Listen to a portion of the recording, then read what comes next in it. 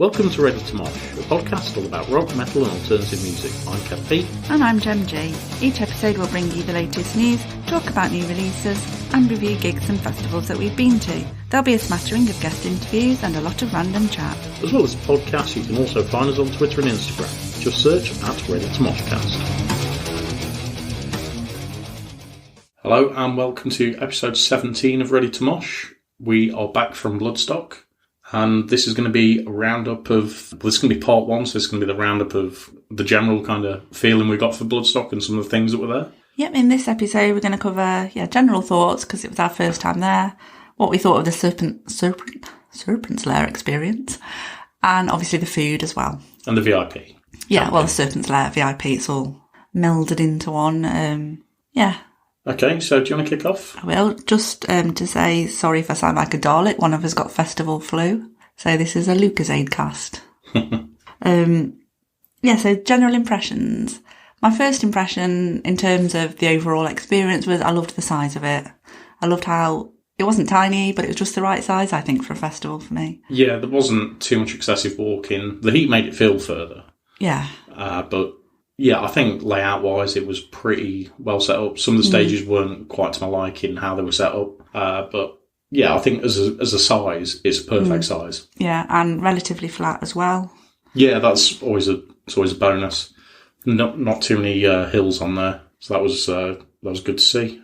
And the prices. Yeah, beer and food prices I thought were great for a festival. £5 a pint. There were some really good drinks there. And variety. The variety was huge, wasn't it? It was ridiculous. And I think that makes a difference. It's not just about the price, it's what you're getting for your money. Yeah. So your overpriced pint at Download, which is a bog standard lager or cider, it's about £6.50 to £6.80, £7. And you don't mind paying that much if it's nice. Like, if I'd had to pay that much for the drinks we had at Bloodstock, I wouldn't have minded because they were nice drinks. They were nice drinks, there were plenty of choices. I know we had additional choices in the Serpent's Lair bar, which we'll talk about in a bit. But even in the main bars. There was kind of like a real ale bar as well that had loads on. Yeah, there was a craft bar. Yeah, it was a craft bar, yeah. I'd forgot about that, actually. That was tucked away, wasn't it? Yeah. And also the fact that they had a bar in each of the tents as well as the main Lemmy's bar in the arena. Yeah, so there was plenty of drinking options and different types of drinks if that's what you wanted. Yeah, I think the heat was causing problems with some of the drinks. There was, I think, a couple of kegs exploded in the Sophie stage. Yeah, a couple of people got covered. And also I think on the New Blood bar, possibly Sophie one as well, they had signs saying, sorry that the beer's really foamy, it's the heat, just bear with, we'll top it up, etc. Because that's just what happens to beer in the heat, isn't it? It's just one of those things. Yeah, it's physics, isn't it? You can't do anything about that. The bars themselves, I thought were fine. Yeah. Bars in every tent, which I didn't realise for some time, but...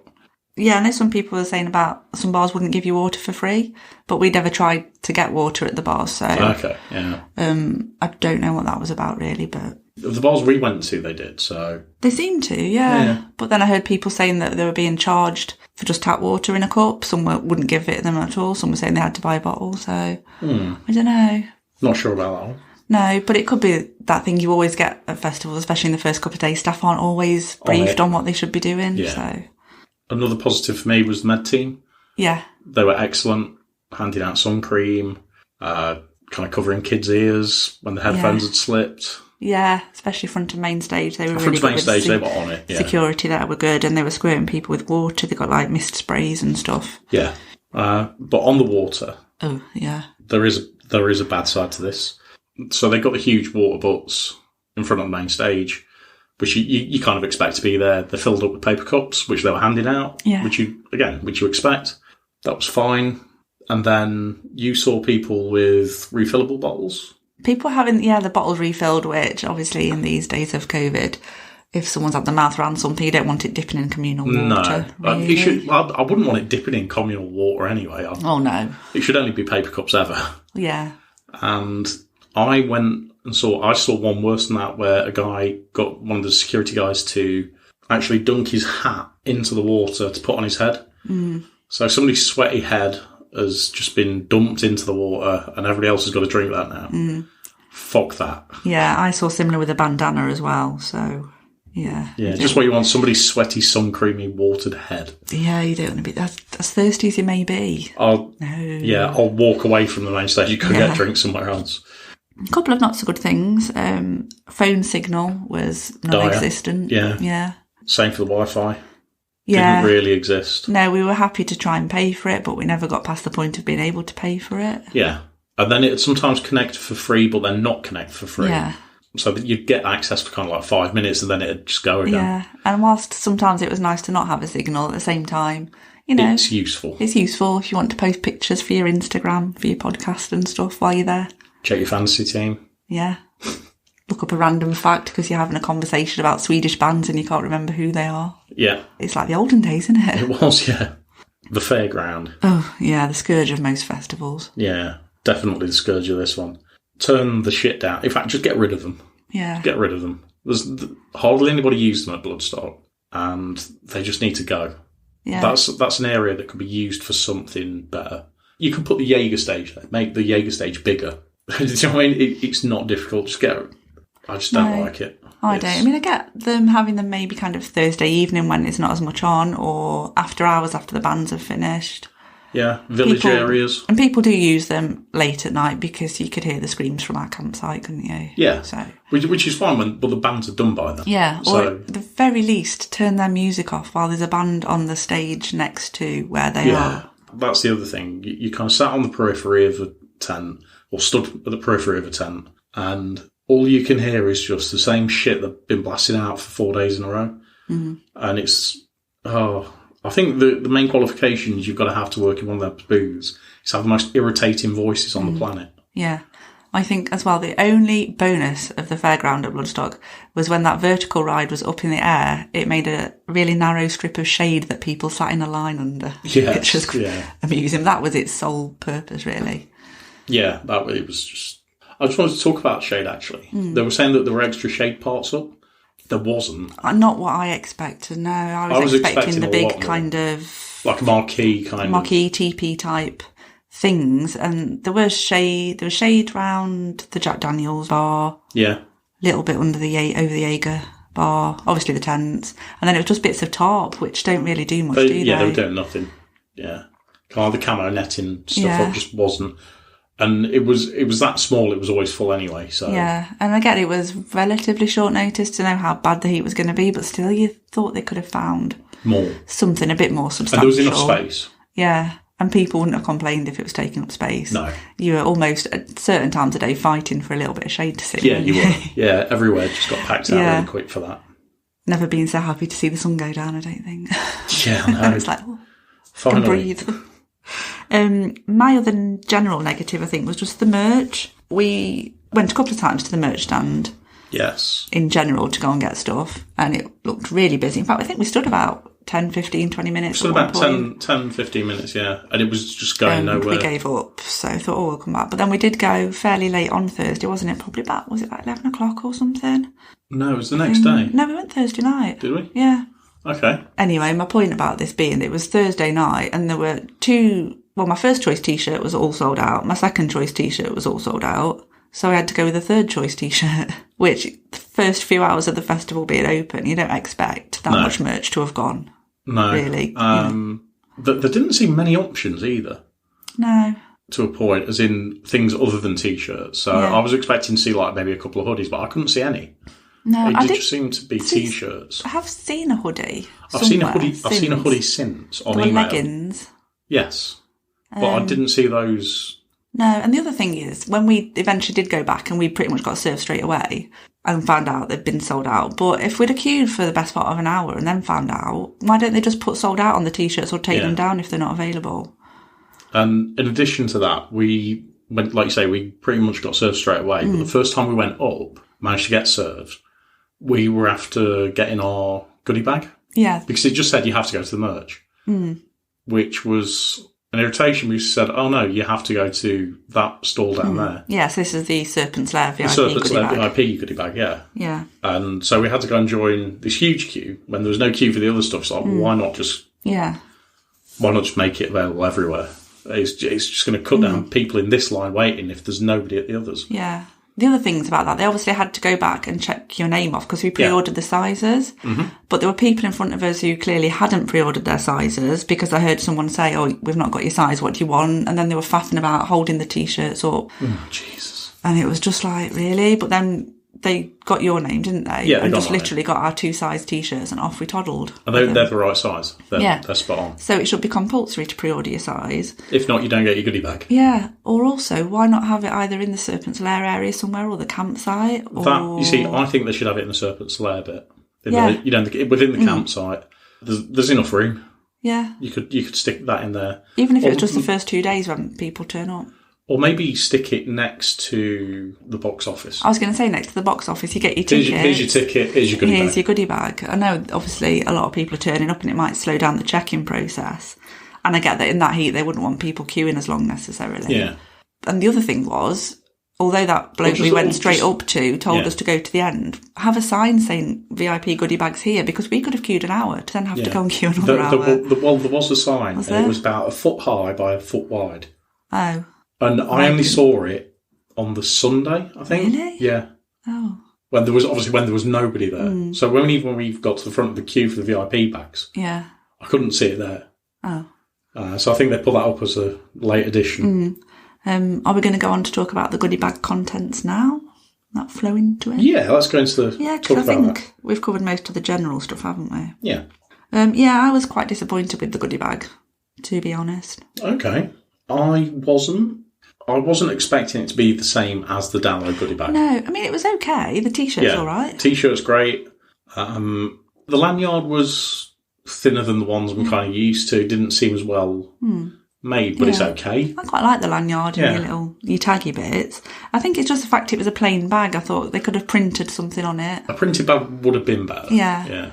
And at first I was like, well, okay, this is obviously just what you get for this. But then I have read comments since, and in previous years people have had shot glasses or water bottles or key rings.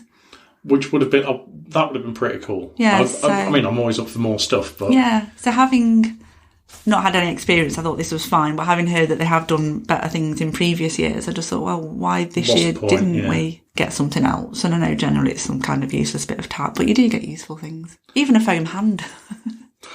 Would have been all right.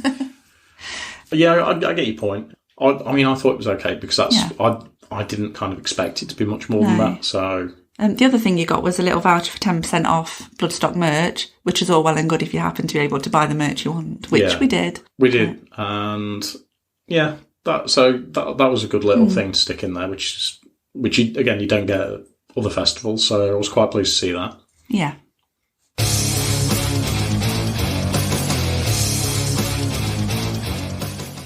Right, so let's go on to the VIP bit. Yeah, the general impressions of that. So I think starting at the beginning, I thought the check-in process, getting your wristband, was really well organised. It was, if it wasn't for the idiot before we got to the box office. Well, yeah, the fact he was asking us for a car park pass when one doesn't exist. You get it when you get your ticket. When you get your ticket. Yeah, so that was the first thing. Second one was showing him the confirmation of the order. Oh, that's not the PDF. Well, it's obviously, I can't get anywhere without a fucking ticket, can I? Yeah. Obviously, here's the order confirmation. You can see I have a ticket. Yes. Just as we were over the border of no phone signal as well. Yeah, exactly, yeah. So I couldn't... Luckily, I managed to find the PDF with the tickets on. Yeah. Yeah, that guy deserves a special mention for being a fucking knobhead. But anyway, once we got in and got parked up, that was fine. We had 5-10 minutes wait, if that, to get the wristband, and it was really organised into 3 queues. Yeah, queues went down really quick. Yeah, some people had already got their stuff with them to get the wristband to walk straight in. We just went back to the car to get the first load. Yeah, because we were parked fairly close to the front, weren't we? So one not so good thing was the wheelbarrows, in that the wheelbarrows were great that you could hire one for £20 deposit. Yeah. But when we were first waiting for one, we had no clue how to purchase one. I mean, we could have just picked one up, to be fair. But, we thought, we'll play by the rules, we'll be good. So we just took the tent with us, didn't we, and found our pitch. And then when I went back and there was still no one stood by the wheelbarrows, I saw someone get one and asked them, and they said, you need to go around the other side of the box office to pay your deposit. Yeah, so why not put the guy with the barrows so there's the deposit. Well, I get that maybe he needs to be in the cabin to sort the money out, but have a sign saying go round to this window to give your deposit anyway. Or move the fucking barrows to the other side. Or, yeah, just it's common sense. A bit. But anyway, we got a wheelbarrow. Yeah. Much needed wheelbarrow. Do you want to do campsite first? Yeah. So what's your general impression of the campsite? I wasn't overstruck on the organisation stroke layout of it. There was organisation? Well, exactly. In my mind, when we book these tickets and what they sell Serpent's Lair as is a patch of grass. You have, and it says on the description, you have a reserved patch of grass. Yeah. So in my mind, it was going to be pretty well marked out. Yeah. Or similar to like in RIP at Download, you go up in your car, there's a dude there that parks you up, says how big's your tent, and then he marks it out, walk in, and he parks brings the next car person up. down.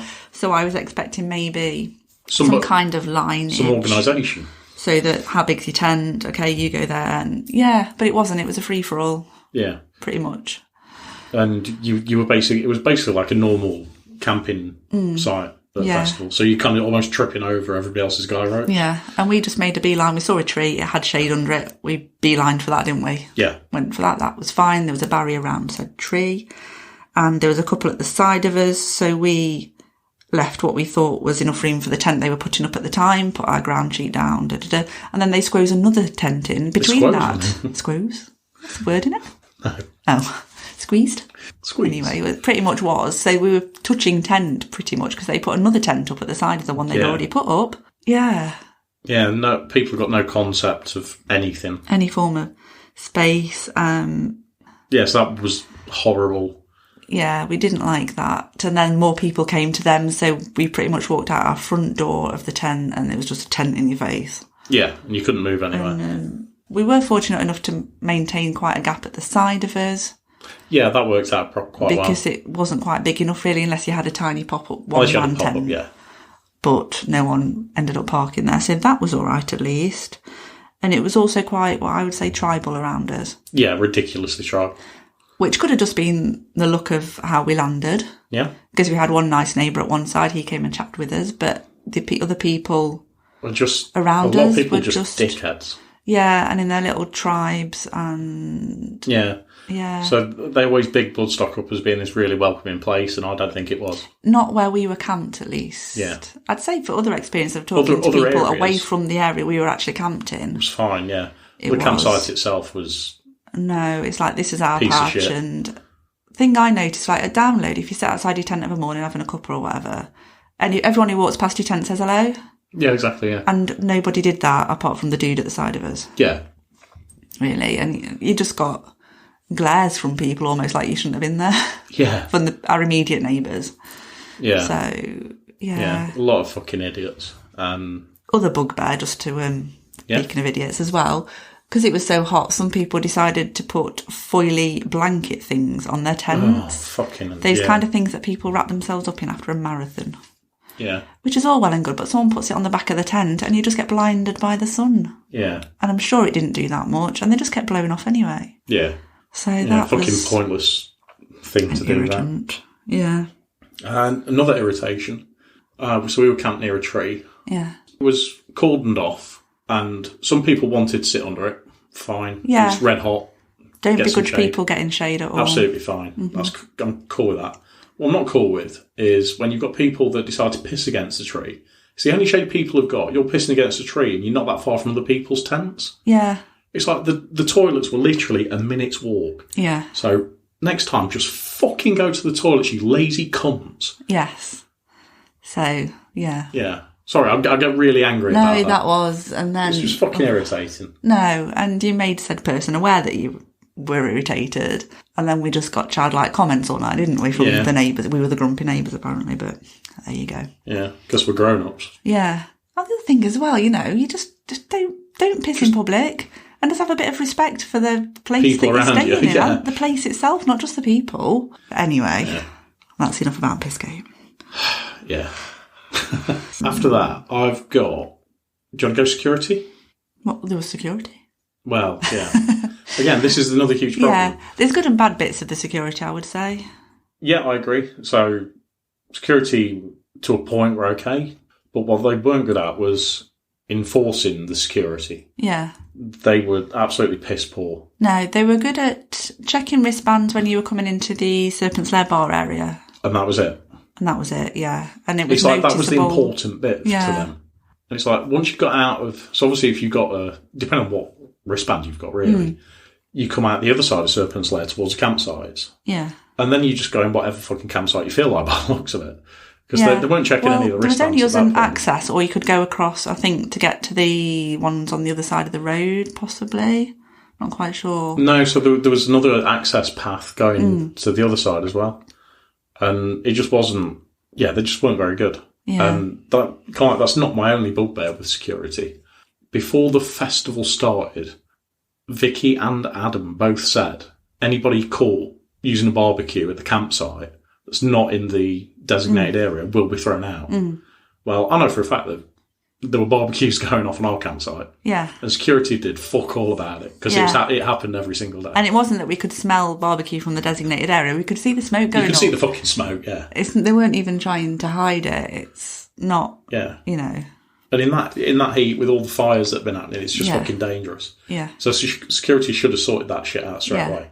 They should have done it on the Friday, but the same people, it was coming from the same area. It was the same people, Friday, Saturday, Sunday. And it was every single day. Yeah, it's just fucking irritating.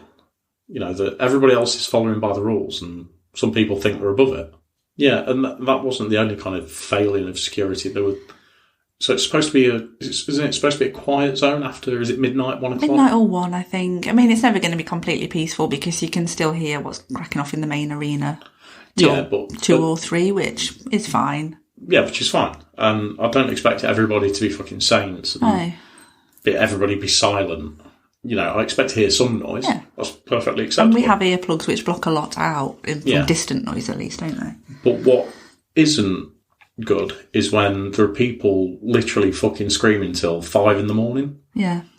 You know, and... Roaming around blasting music out. And security are made aware of this, and they do fuck all. Yeah. I think it's partly like, you know, at RIP, because it is laid out as it is, and security patrol up and down the main paths. Yeah. They can't do that there because they're just going to be roaming around probably. But if you can hear noise coming from somewhere, it's going to be easy to pinpoint it at that night. And fair enough if people want to sit outside chatting till late, you can kind of zone that out. Even playing music. Quietly. Just not loud enough. Yeah. Just not that loud that everybody on the campsite can hear. Yeah. Just don't do it. So security were dog shit. In terms of that kind of thing, yeah. Cool. My next point was going to be the showers and toilets. Lack of. Yeah, they were what's the word? I'd say the showers were better than the download ones, in my opinion. They seemed more spacious. But they weren't enough. Space-wise, they were great. Yeah, and warm and hot. Yeah, they were... Which was fine, but queuing for 20 minutes even at like half 6 in the morning. was not really great. Sunday wasn't quite so bad, but they just weren't quite enough. No, they needed like another row. Yeah. Another row of showers, and that would have solved everything. Maybe 20 for the whole campsite. Yeah, it was like 10 to 1 maybe. No, I should have done more than that. I don't know, but I mean, obviously different times a day, less busy, but if you want your shower first thing, then it wasn't great. And similarly with the toilets, we only had like the 3 blocks of toilets for the whole campsite, didn't we? When I say 3, there was I don't know how many in each one, but... Yeah, so with the toilets, there are a few things that irritated me about this. The toilets at Download are always a lot cleaner than those. I thought they were cleaning. The ladies were clean, maybe. Blokes, no. Blokes weren't. No. Not compared to Download, no. No, I thought they were all right, cleanliness-wise. I don't think the heat helped. No. So that it won't, will it? There's always going to be a hum to them, if you will. Yeah. And... I mean, like, the water was just non-existent, just trying to get some water out. Yeah, we actually did have that problem. I think it was on the Saturday. The water pressure seemed to die in the We had it all weekend. Did you? In the men's, So in the men's, it was all weekend. And then there was also the issue that we ran out of soap as well. Oh. Yeah, so that's not great. Nobody restocking stuff. I will say the people who worked on the toilets, you know, they had a really fucking hard job and, you know, they did everything they could. So I've got nothing against them. Yeah, I think there wasn't enough toilets. They needed twice as many toilets. Yeah. They also needed to realise that there are more men than women Well, they did change that, didn't they? They did change that, and then what happened? The toilet was broke. Wow. Maybe that says more about you than... Whoa, nothing to do with me. I didn't break it. Well, just on that as well, so this is kind of like facilities and people.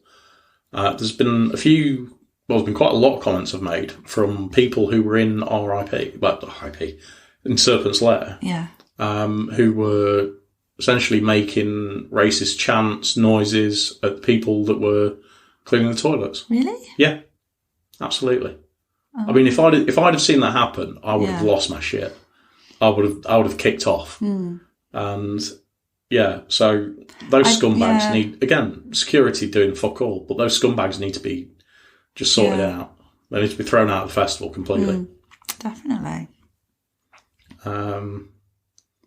Yeah, so other things, the shop. Not shop, the burger. Is it the burger van? The van. We had a really good food van, I will say, and that was 1,000,000 times better than what we got to download in our little campsite. Absolutely. What they provided, the prices and the staff were all great. Amazing. Yeah, really good all weekend. Yeah. The only downside was garlic bread. They did run out of garlic bread, and they were blasting music. They opened at 7 a.m, and they were blasting non-Bloodstock type music, shall we say? Yeah. Which was okay, but if I'd have been camped down that end, I heard people who were camped down that end complaining. So, I'd have took an axe to it. Do you know what I mean? When you're standing in the morning, half awake, not had your coffee yet, waiting for a shower for 20 minutes, listening to Michael Bublé, it's not the one. No. I mean, they gave Barry Manilow a blast one morning, that was appreciated, but you don't want other things that they were blasting. They did it. Fleetwood Mac came out once, that was all right. But yeah, he didn't want that. But apart from that, they were great. Okay. I would say. Waterpoint, just kind of related to the showers and toilets I get. They did say that they put in extra water points. Yeah. And there was one in the Serpent's Lair car park. And then we had one for the whole campsite. So I queued about 20 odd minutes on Thursday afternoon just to fill up our water bottle, but carrier thing. Water carrier, yeah. Fortunately, it was done in the shade, but yeah, it wasn't great. They had 3 taps on the thing, but if all 3 are being used, then the pressure's not there, yeah. After that, it wasn't so bad, depending time of day. But one walk point's not enough. No, in retrospect, I probably would have been quicker to walk back to the car park and fill up there. Yeah, which I think I saw some people do, just because of the pressure.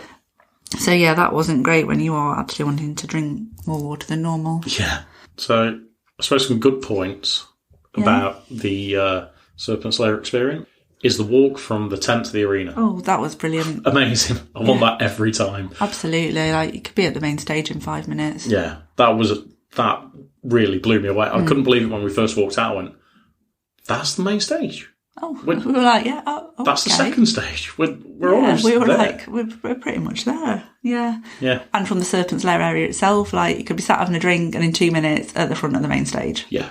Not having to plan your route or anything. Yeah, it's really, really good. Yeah. Serpent's Lair bar, I thought was incredible. Yeah. Such a choice of ciders and beers. Generally, I mean, the staff were all great. There was just a couple of times when we had to queue longer than normal. Yeah. But normally the queue time was kind of like less than a minute. A lot of the time the staff were waiting. I think it depended, obviously, who was on stage. Yeah. But every time we kind of went in, it was empty. Yeah, I think it was just Thursday morning. No, Thursday morning. Thursday night? Sunday morning. All day Sunday was... It got better later Sunday. But the first thing, I think they've not got as many as staff turn up. Yeah. So that was quite Sunday did seem quite difficult, yeah. Yeah. But generally, that was great. Amazing, yeah. Staff were really good too. Really nice. We didn't really pay much attention to any of the entertainment that was going on, did we? Not really, no. Overheard some of it while sitting outside, but... so other stuff I was going to say. I'd got another point on security and the fact that there was absolutely no bag checks going into the arena. Yeah, that was weird. Part of me thought that was great because it's a faff, it causes a hold up. But at the same time, you think, well, people could literally be smuggling anything in. Yeah. But I think for security, unless you're actively doing something that you shouldn't be, and you're in full view of security, and that person in security is next to or around one of the senior members with the purple shirts on, that's the only time something's going to get done. Yeah. I think the rest of the time, nothing. But yeah, it was just a bit weird just walking and not having to do anything. Unzip your bag for them to even just... I mean, I know half the time they just have a little glance in and don't do it, but... It's still there though, isn't it? Yeah. final thing I think we're just going to mention, I've probably already said the final thing many times, but I think this is the final general thing, was the gallery, the Rock and Metal Ram Gallery? So, yeah. So we had a wander in there on Sunday, didn't we? Which was cool. Yeah, it's good to see something different at a festival. Yeah. And they got lots of paintings on display. They got various guitars in there. There was a throne in there. There was, and also, was it some kind of cabinet or something? When you first went in, you kind of went to the left and that far end, I think. No, that's where the throne was. Now. No, the throne was around the other bit, wasn't it, I think? As you walked in, turn left, the throne was at the bottom. Okay, I thought that was as you turned right. Anyway. Yeah. Yeah, there was various album artwork in there. There was the Bloodstock logo, which changes each year. So that was there in frames, and the artists, lot of signatures on it as well. Yeah, whoever played that year, they kind of got to sign the frame. Yeah, that was really cool. Which I thought was cool, and the lineup posters as well for each year. Yeah. And then just some photos of, I think, headliners they were from each year as well. Yeah, there's a lot of, there was a big Maiden section in there. Yeah, so that was kind of the main... That was the main thing. Special area this year was the Maiden section. Yeah, so there's some really cool photos of Maiden in various kind of action shots at some of the festivals that they've headlined. Yeah. And it was nice to have something slightly different to do. It was, yeah. And there were fans in there, so it kept it cool. Yeah, it did, yeah. Each corner was very well attended where the fan was.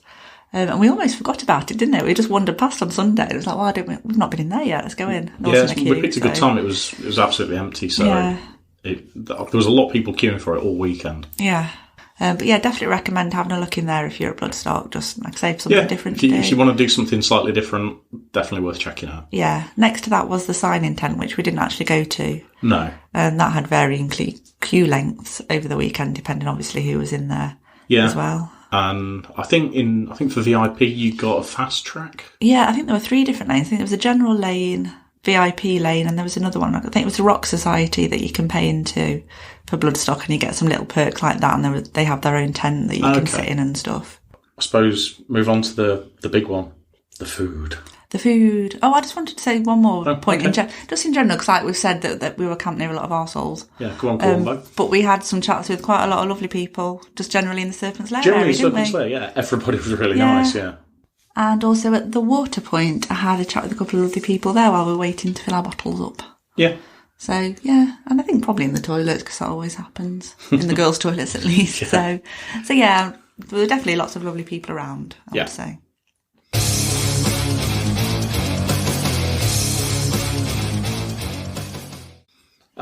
Food next. One of my favourites. Food, making me hungry. To be honest, we didn't eat loads of food, did we? No, I think the heat had a big impact. Not just in terms of purchasing, but obviously we couldn't barbecue or stove anything without going to the barbecue points, so we thought just didn't want to do that because we didn't know what the barbecue points were like or anything. Yeah. So we took a lot of snacks with us for the tent, and we bought quite a few snacks back with us. Yeah, brought a hell of a lot of things back. But yeah, the food we did purchase. My first purchase was cheesy chips on Thursday night from the campsite food truck. Yeah, they were good. They were good. They were good. A massive portion as well. Yeah, definitely. Which I wasn't expecting. I just wanted a little snack potatoes worth. Did I finish them off? Did. Yeah. But whether it's because it was late in the day, they were just getting rid, I don't know. Yeah. But they were good cheesy chips. And I had my usual mac and cheese. You did? Which flavour did you have first? Pesto was first. You did, yeah, because I got to try some, didn't I? Yeah, that was really nice. Really enjoyed that. Yeah, again, same as you, like really big portion sizes. Yeah. Yeah, really good prices too, so really happy about that.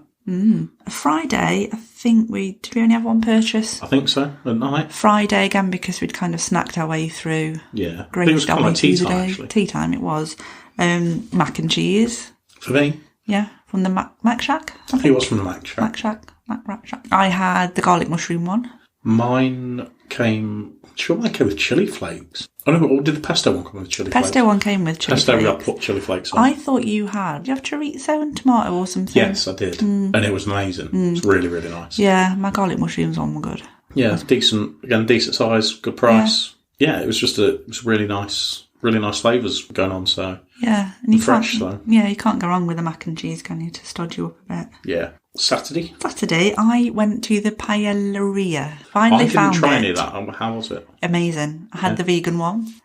They only had 2 options, I think, a vegan one and a non-vegan one. Yeah. Yeah, it was really nice, really tasty, good flavours, even had some vegetables in it. So, yeah, definitely worth the price. And I think, because of the weather as well, it was hard to know what you wanted to eat. Yeah. But I really didn't want anything kind of overly greasy or anything overly hot as well to have to stand and hold something hot. Yeah. But that was really nice, definitely what I needed at that time of day. And I went to the opposite end of the scale and I had a chicken bucket. You did? And in hindsight, it was a bad move. Oh. Really bad move. Like, chicken was just so dry. And I ended up with a lot more chicken than I should have got. Yeah. And I think basically one of the kind of like senior members just kept saying, no, put some more, just put some more on. And I think it was good that they did that. Yeah. And they were probably just trying to get rid of it. Yeah, because it was quite late on, wasn't it, I think? Yeah, so they were probably trying to get rid of it. And I ate all the chicken, but hardly any of the chips. No, I had a few of them. They were curly chips. Curly fries, which is a shame because I really love curly fries. Yeah. But yeah, they're really dry, really greasy, way too much kind of coating. And just felt kind of a bit shit after that. That wasn't great. Not a wise choice from me. Was that it for? That was it Saturday, and then there was Sunday. I had a hot chocolate Saturday night, didn't we? We went to the food truck on the way back to the campsite. We were getting coffees and stuff there. But yeah, you got a coffee before bed, didn't you? Yeah. And I had, for some unbeknownst reason, it was still about 25 degrees at 11 o'clock at night. I had a hot chocolate. As you do? With marshmallows, the lot. Yeah. Don't understand that. I don't know. Kind of wanted a pudding, but I didn't want anything stodgy. So hot chocolate marshmallow. Made sense at the time. And it was nice. It was a good hot chocolate and tons of marshmallow on it. Yeah. Yeah, oh yeah, they're really stacked up. It was good. The coffees as well all weekend were incredible. They were, They were really nice.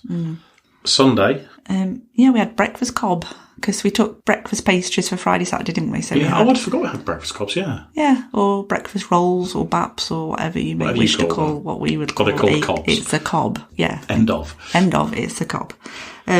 So much better than the one we had at Download. Oh, yeah, a million times better. I think it was £6.50 for 2 items. You could have had a full breakfast, which was, I think, either £9.50 or £10.50. About £9.50, I think. They did a veggie one or a non-veggie one. Or you could have your cob and you could pick either 2 or 3 items to go in it. Yeah. So I think did we pick 2? You had 3, I think. I had 3. Did I? Oh, yeah, I did have 3. You had bacon, sausage, hash brown, and I had hash brown and vegetarian sausage. Yeah. And it was all, you could see it was all being done fresh, and yeah, it was good. Downside was there was no fried egg, they only had scrambled egg, which you don't really want in a cob.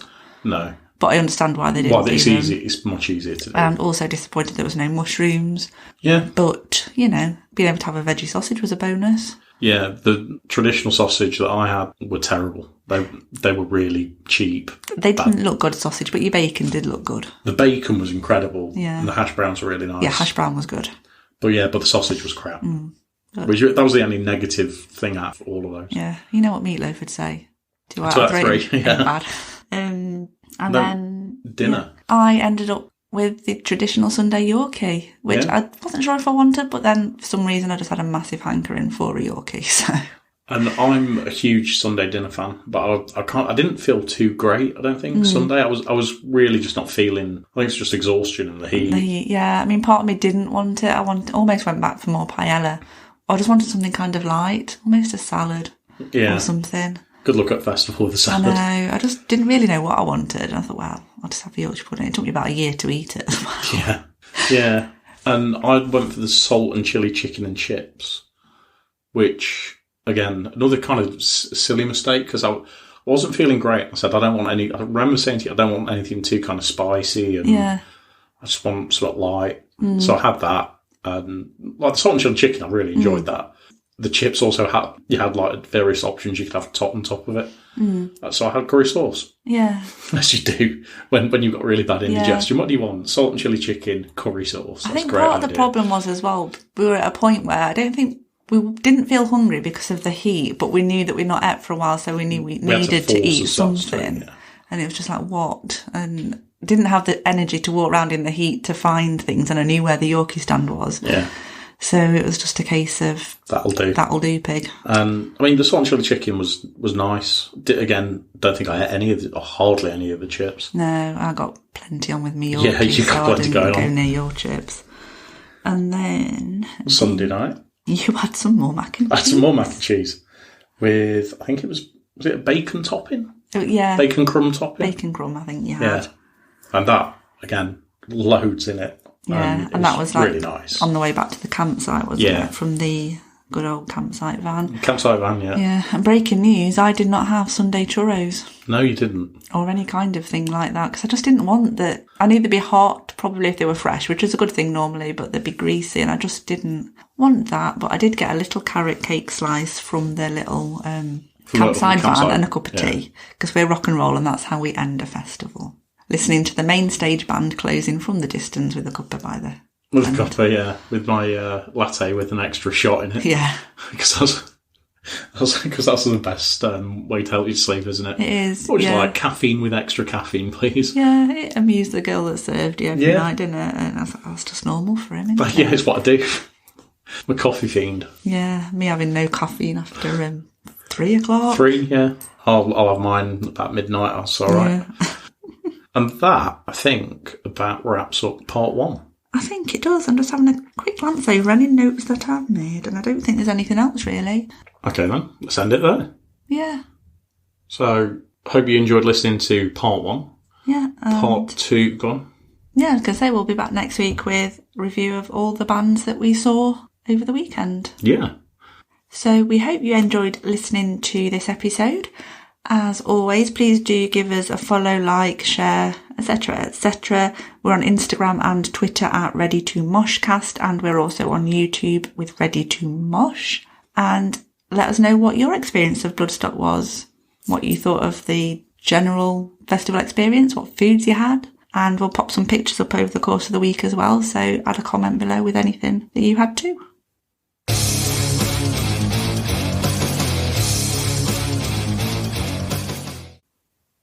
Make it stop, Moog.